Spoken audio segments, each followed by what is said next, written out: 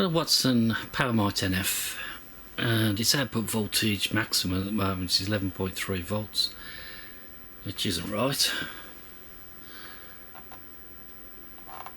I can adjust it down, which I don't think is right either, to 4 volts and up to a maximum. When I first powered it on, this was actually bouncing up and down the needle, but it seems to have stabilised now, and it stopped around about 11.37 volts, which seems to be slowly dropping. Try to tap on the unit, just make sure it's not dry joint. Can't see anything. Okay, let's open him up and have a look inside. Fortunately, there's not a lot of screws holding this together. There's just some on the top, some on the side, some on that side, nothing on the back. So let's get him taken apart.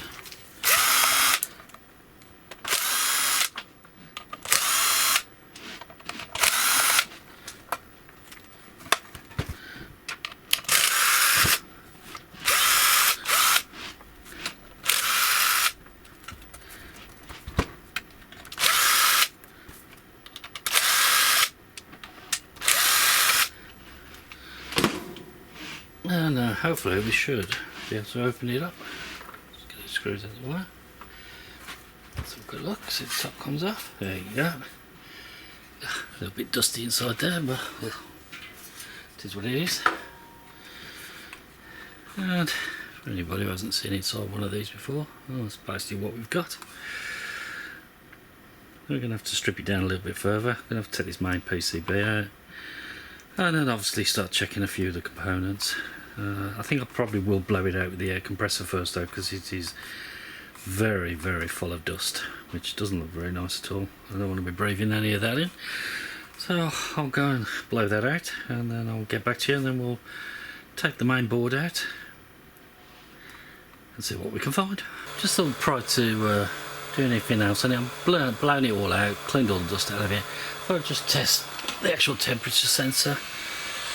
Just got a hot air blower here, which is off my soldering iron. See if the actual temperature control unit's working. Well, that seems to be working alright. Yeah, so the temperature control is working for the fan. We're still only getting 10. Well, it's showing less now. It's showing 10 volts now on the front. As you can see there.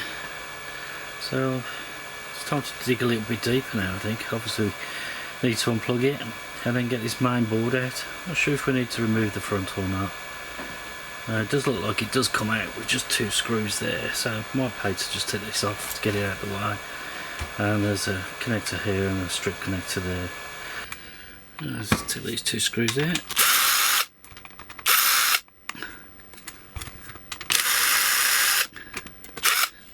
Okay, we've got those out.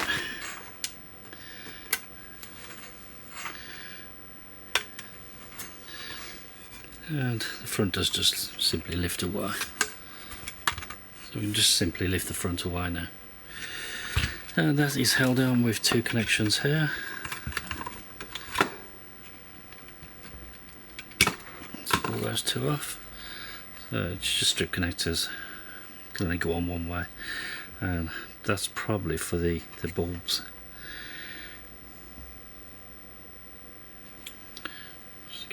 So have a quick look at that. Now let's have a look at the main unit. Okay, from the main switch, got a wire that goes down to the board there, and a wire that goes down to the board down there. The mains input fuse, smoothing capacitors, there's going to be a bridge rectifier in here somewhere, and on the power supply there, the module on the back is held on with just these 2 connectors with the black being on the outer. So let's pull those off.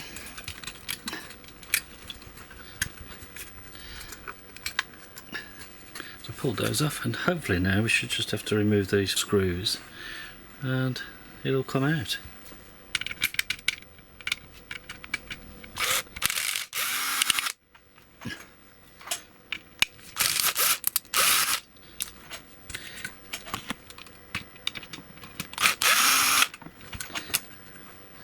There's 1, 2, 3. I presume there's going to be a fourth. Feels like there's a fourth. It could actually be on the back here. It's probably these. Actual mains connector.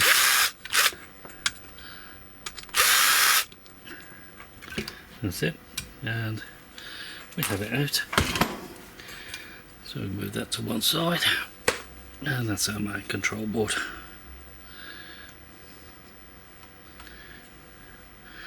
A quick look on the bottom. Just see if there's any dry joints or anything that's there. And I think now it's just going to be a question of removing the heatsink off here and then just testing some of the components. Looks like there's a screw to remove on.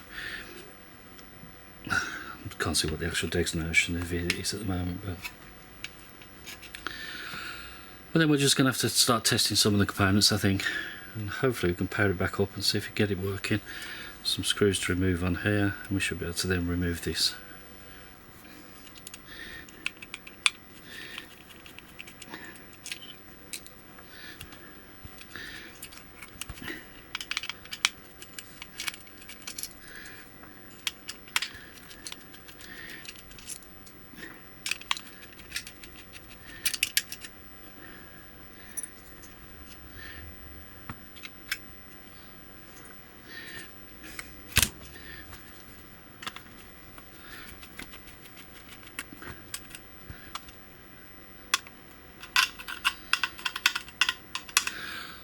Just to be sure them caps have discharged.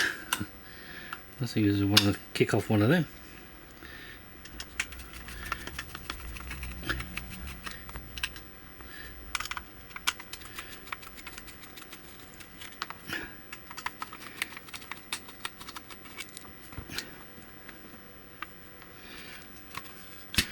Hopefully we can just lift this out, and there's a single connector there which holds all this in, and now we can get a better look inside. So I think what I'm going to have to do now is just start testing some of these components with the meter. There's your bridge rectifier, your control circuits, looks like a MOSFET. I'm not sure what these are yet. I'll have to get some magnification to read the description, same as this one on the end there. And hopefully now we can have a look and see what's actually wrong. I'm going to get the meter out. I'm just going to start probing around. Just thought I'd take the top off the can off the top of this module. It's the front facing module. This IC here is your S494P, which is your pulse width modulator. So it might pay for me to just check a few components inside here as well. Just to give you a better overview of what it looks like inside there. There is an RC timing circuit in there, so I might have a quick look at that. I've had a good hunt around the board, taken all the components off, the transistors, MOSFETs. I've got a small little tester here, and I've got an LCR tester there, which it's quite useful for checking the caps. You can do it on this as well. The only cap I found that was a little bit suspect was this one down here, which says it should be, on the board legend, 10 microfarads, but actually on the component that I found in there it was 22 microfarads.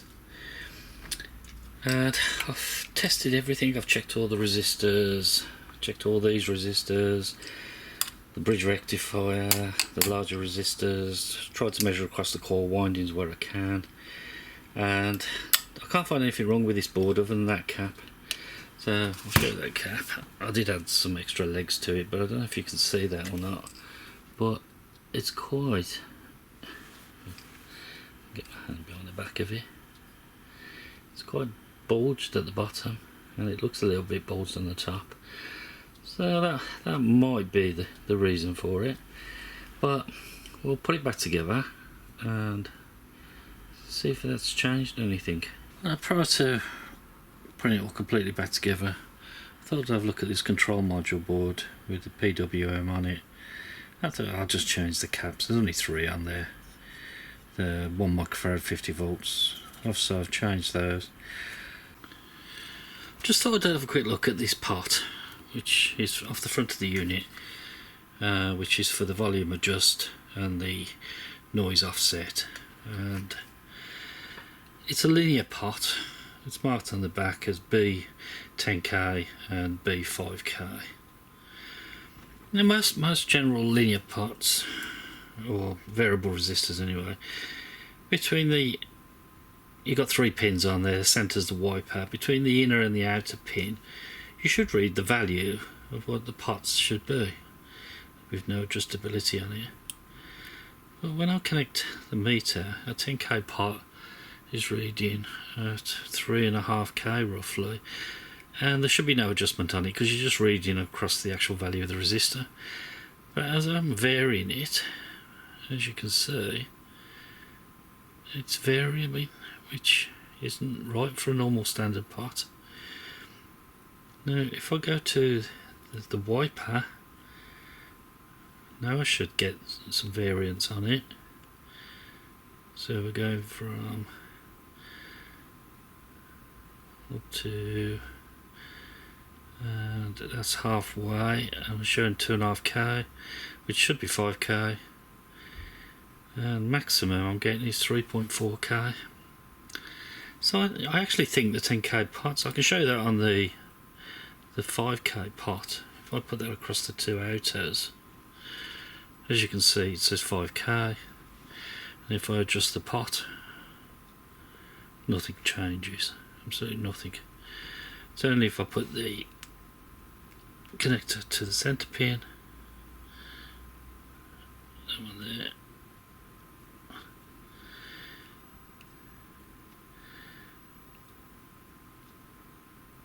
sorry, it's jumping around a little bit. So as you can see, I can vary between 5K and should be roughly 0. So that pot's working fine. But this 10K pot, which does actually control the voltage, seems to be a little bit all over the place. So I'm going to order, I couldn't actually find this one, but I'm just going to order a 10K pot to replace this one for now, and we'll put it in there and see if it does help. But I think there's definitely a fault with this. Well, the pot came, it's slightly bit smaller, and it's 2 10Ks in the same package, linear. So what I've had to do is drill some very small holes in the centre of the board and bend the legs down from the second device, and then what I've done, I've dropped across the back of it, you can see there, a 10K resistor. So effectively I'm making the second pot that's in this dual pot 5K. So hopefully we've got 10K on the front, 5K on this one. So we'll put this in, give it a try until I can actually get the original pot. I think this will do for testing anyway. Just see if we can get a sensible output on the actual voltage adjustment for the front of this. And now for the moment of truth. I'll put it all back together. No need to show you that, it's only reverse taking it apart. This is the new pot. Let's power him up and see what happens. Well, that's a good sign. We're already showing 13.845 volts. And see if we can adjust him up. Yeah, but we can go up to 16.11 volts. And the variability is down to 3.9 volts. Quite a good swing on that. Obviously we don't need to run it at 15 volts, so normal ham radio equipment is around about 13.8. So we'll leave it at that. Leave it to soak test for a bit. The fault seems to have been a combination of that resistor and that capacitor. So that seems to have sorted that one out. That's nice. Gives me another little power supply I can use. We will actually put a load on it, I think, and test it. Well, I hope that helped. Unfortunately, I don't have a circuit diagram for this power supply. I'll just post a few pictures now of the PCB component layout, the track layouts, and hopefully if you're dismantling one of these, this should help you.